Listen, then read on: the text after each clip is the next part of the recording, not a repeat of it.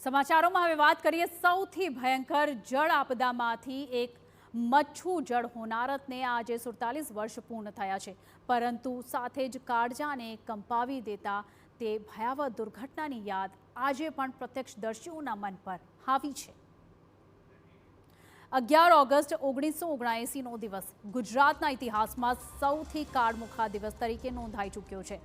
મચ્છુ નદી પર આવેલો મચ્છુ 2 બંધ તૂટ્યો અને ત્યારબાદ આખું એ મોરબી પાણીમાં ગરકાવ થઈ ગયું। પાણી ઓસર્યા ત્યારે નજારો કોઈ સ્મશાન ભૂમિ કરતાં પણ ભયાવહ હતો।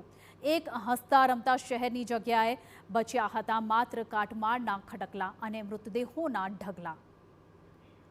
મોરબી શહેર આજે ભલે વિકાસની હરણફાળ ભરી રહ્યું હોય, પરંતુ મોરબીવાસીઓ મચ્છુ જળ પ્રલયની ઘટનાને ભૂલી શક્યા નથી। જ્યારે મચ્છુ જળ હોનારતની વરસી આવે છે ત્યારે પ્રત્યક્ષદર્શીઓની આંખ તે ગોઝારી ઘટનાને યાદ કરતા ભીની થઈ જાય છે। 11:30-12 વાગે એ પાણીની સપાટી એકદમ વધવા માંડી। બપોરના લગભગ 1 થી 3ના સુમારે બહારથી બધા દોડો ભાગો બચાવોની ચીસો પાડતા બધાય બારે ભાગવા માંડ્યા। પણ પાણીનું એટલું બધું જોર હતું કે મિનિટનું 1 ફૂટ પાણી ચડતું હતું। અમારા નજર સમક્ષ જોયેલું આ ગ્રીન ચોકનો અડધો આ ટાવર છે એ ડૂબી ગયેલો, અને અહીંયા જૂની બાંધકામ હતું ત્યારે જૂના બાંધકામની અંદર છાપરા હતા લાકડાના, એના ઉપર પાણી ચડી ગયેલું। તો આપને જણાવી દઈએ કે આ જે વરસાદ હતો આને લઈને અત્યારે પણ લોકોના રૂવાણા ઊભા થઈ જાય છે। મોરબીમાં વરસાદ ખાબક્યો હતો અને આપને જણાવી દઈએ કે તે સમયે સતત 15 દિવસથી વરસાદ ખાબકી રહ્યો હતો। મોરબીમાં ઉપરવાસમાં પણ ભારે વરસાદને લીધે ડેમ છલોછલ ભરાઈ ગયો હતો અને ડેમનો માટીનો પાળો તૂટતા જળપ્રલય સર્જાયો હતો। પાણીનો પ્રવાહ એ રીતે વધ્યો હતો કે ઘણાને જીવ બચાવવાની તક જ ન મળી હતી।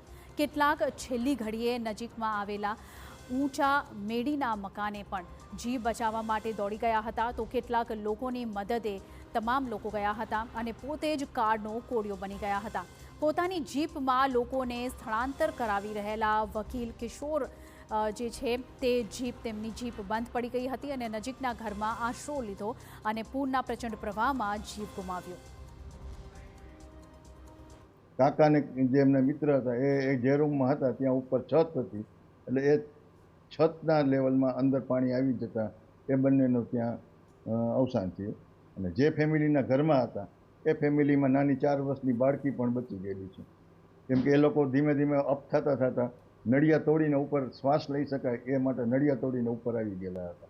એ મકાન કે જો હવે અહીં સુધી તો પાણી આવી ગયું છે, થોડીક જ વાર છે આ આપણને ડૂબી જવાના, એટલે કે આપણે એવું કરી કે પારી આગળથી બીજો માળો વાળું મકાન છે ને અહીંયા જતા રહી, આવડીક જ પારી એમાંથી અમે ધીમે ધીમે કરતાં લગભગ 20-25 લોકો બીજા માળે બાજુની બિલ્ડિંગમાં જતા રહ્યા અને લગભગ 5 મિનિટ પછી મકાન પડ્યું, એટલે ભગવાનની કૃપા અમને બચાવવા જ હશે।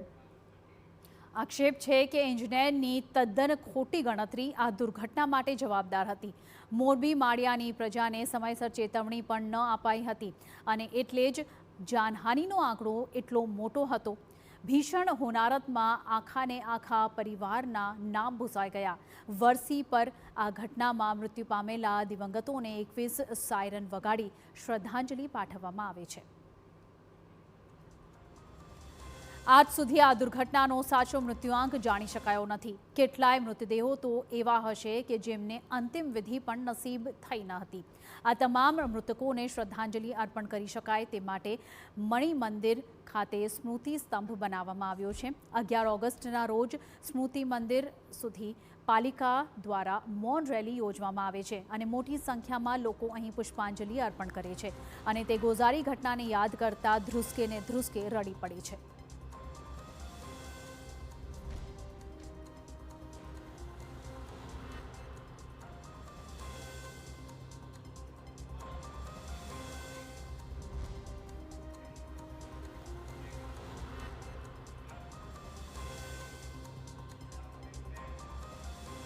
તો TV9 સમાચારમાં હાલ બસ આટલું જ, પણ અમારી વિશેષ રજૂઆત જુઓ ઓગસ્ટમાં આફત અમારા સુપર પ્રાઇમ ટાઈમ બુલેટિનમાં રાત્રે 7:56 કલાકે। નમસ્કાર।